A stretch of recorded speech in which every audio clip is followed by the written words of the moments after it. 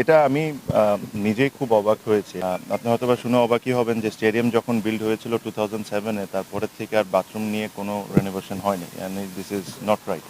তো আমি এই কারণে যাওয়ার সময় ওখানে দেখেছিলাম। সো ইন্টারেস্টিংলি ওখানে একজন ভদ্র আমাদের খালাম্মা, আমি যাকে ডাকি খালাম্মা, একজন ছিলেন যেনার দায়িত্ব হলো বাথরুমটাকে পরিষ্কার রাখা। উনি ছিলেন। তো উনি আমাকে একটা কথা বলেছিলেন যেটা হয়তো অনেকে ভিডিওতে দেখেছেন যে ভাইয়া আমাদের ৩০০ টাকা করে পাই এই জিনিস পার ডে এই জিনিসটা যদি আপনি একটু দেখতেন। তো কালকে আমি বিসিবিতে গিয়েছিলাম। বিসিবিতে যেয়ে আমি জিজ্ঞেস করলাম যে আমরা যে ক্লিনিং সার্ভিসটা আছে এদেরকে পার পারসন কত টাকা করে দিই। তখন জেনে অবাকই হলাম যে 650 টাকা করে দিই। তো তখন আমি জিজ্ঞেস করলাম যে 650 টাকা করে দিই, তাহলে এরা 300 টাকা কেন পাচ্ছে? আমি বললাম যে যে ক্লিনিং সার্ভিসটা টেন্ডারের মাধ্যমে অ্যাওয়ার্ডেড হয়েছে তাকে ডাকে। তো তাকে ডাকলাম, তাকে ডেকে আমি জিজ্ঞেস করলাম যে এটা রিজন কী। তো যে জিনিসগুলো শুনেছি এগুলো আসলে শকিং, খুবই শকিং। মানে এই জিনিসগুলোও যে বিসিবিতে হয় আইডিয়া তো ছিলই, বাট এই লেভেলের হয় এতটা আইডিয়া ছিল না।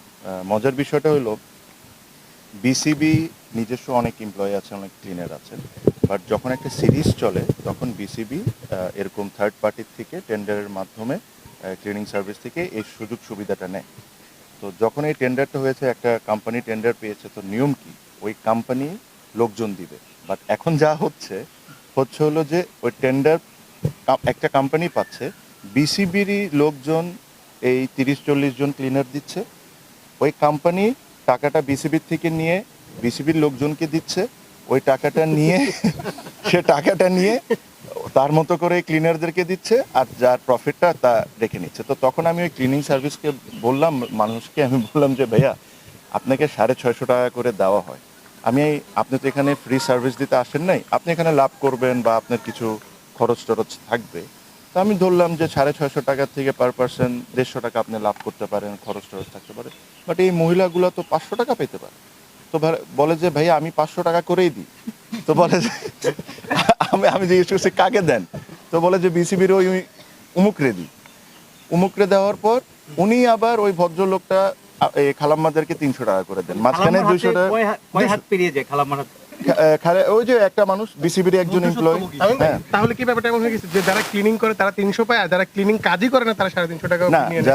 যারা না, আবার ওর লাভ আছে না ভাই। তো যে মাঝখানে যে ব্যক্তি কোনো কাজ না করে খালি লোকজনকে দিয়ে 200 টাকা করে সে নিয়ে যাচ্ছে।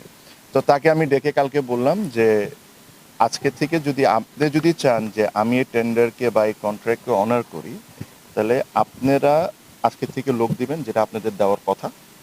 আপনারা লোক দিয়ে আপনারা এই প্রত্যেকটা ক্লিনার যে খালাম্মা থাকতে পারে, এখানে অনেকেই পুরুষ মানুষও হতে পারে, এদের নিজস্ব ব্যাংক অ্যাকাউন্ট হইতে হবে। এরা প্রত্যেকটা টাকা ট্রান্সফার হয়েছে এটার প্রমাণ সহ আপনি ফাইন্যান্সে সাবমিট করবেন, তারপরে আমি আপনাকে বিলটা ছাড়ব।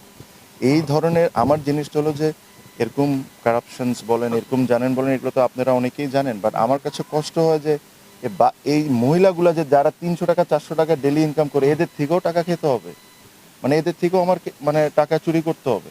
মানে দিস ইজ অ্যাবসলিউটলি ননসেন্স। আর আমি প্রমিস করেছি, আমি তাদেরকে বলেছি যে তার একটা বিল সাবমিট করতে বলেছি এই সিরিজে। আমি বলেছি যে আপনি 30 জন মহিলাকে ডাকবেন, আমার সামনে তাদেরকে 500 টাকা করে দিবেন।